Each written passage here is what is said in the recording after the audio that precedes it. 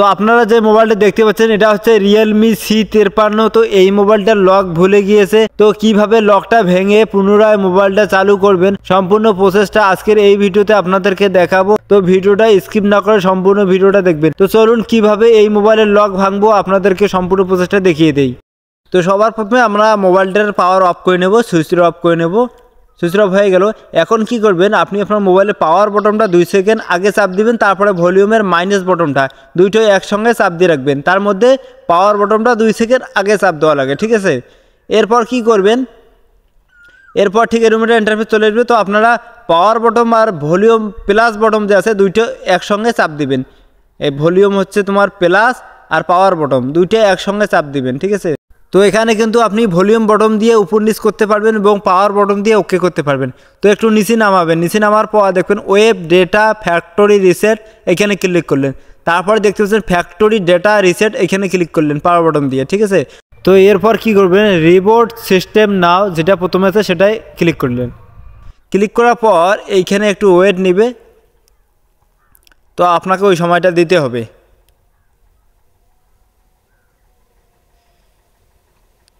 তো আমরা অপেক্ষা করব পরের ইন্টারফেসের জন্য। দেখি কি আসে। তো মোবাইলটা কিন্তু অন হয়ে গেল। তো এরপর দেখি কি আসে, ঠিক আছে।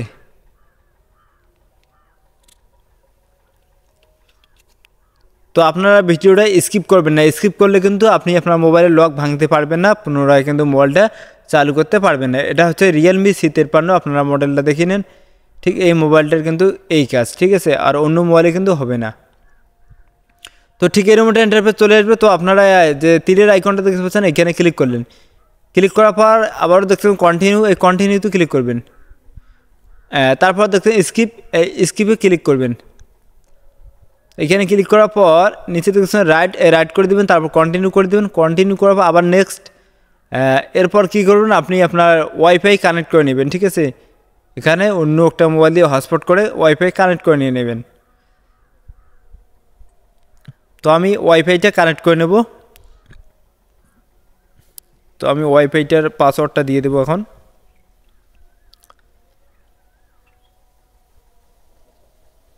পাসওয়ার্ড দেওয়া হয়ে গেল। এবার কানেক্ট করে নিলাম, ঠিক আছে। তো এইভাবে আপনারা করে নেবেন। এরপর দেখতে পাচ্ছেন অ্যাকসেপ্ট।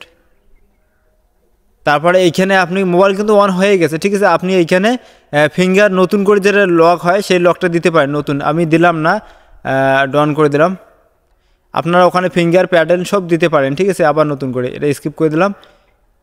মোবাইল কিন্তু আমাদের অন হয়ে গেল। এটা সিম্পল প্রসেস। গেট স্টার্ট, নিচে দেখতে পাচ্ছেন গেট স্টার্ট, এখানে ক্লিক করে নেবেন একবার, একটু সময় নেবে। দেখুন মোবাইলটা কিন্তু খুব সহজে অন হয়ে গেল, ঠিক আছে। পুনরায় কিন্তু মোবাইলটা আবার চালু হয়ে গেল।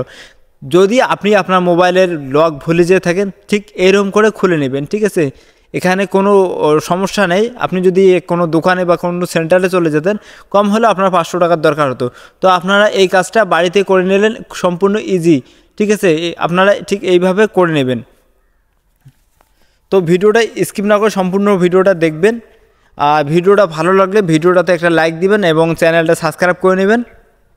আপনারা দেখতে পাচ্ছেন আপনাদের চোখের সামনে আমি মোবাইলটার লকটাকে আনলক করে ফেললাম, ঠিক আছে। তো এইভাবে আপনারা আনলক করে নেবেন, সম্পূর্ণ ইজি প্রসেস, ঠিক আছে। আপনাদেরকে দেখাই দিই, দেখো মোবাইলটা অন করে নিলাম, ঠিক আছে। ঠিক এইভাবে আপনারা করে নেবেন। প্রসেসটা কিন্তু একদম ইজি প্রসেস, অন্য মোবাইলের থেকে এইটা মোবাইলের লক ভাঙা খুবই সুবিধা। তো এইভাবে আপনি আপনার মোবাইলের লক যদি ভুলে যেয়ে থাকেন তাই এইভাবে আপনারা পুনরায় স্টার্ট করে নেবেন মোবাইলটা। তো এই ছিল আজকের ভিডিওটা ভালো লাগলে ভিডিওটাতে একটা লাইক দিয়ে দিবেন এবং চ্যানেলটা সাবস্ক্রাইব করে নেবেন। আমার চ্যানেলে এইরকম ভিডিও প্রতিনিয়ত দেওয়া হয়, তো আপনারা অবশ্যই ভিডিওগুলো দেখবেন। তো এখন আমি যাই, আবার দেখা হবে অন্য কোনো একটা ভিডিও। ততক্ষণে ভালো থাকবেন, সুস্থ থাকবেন।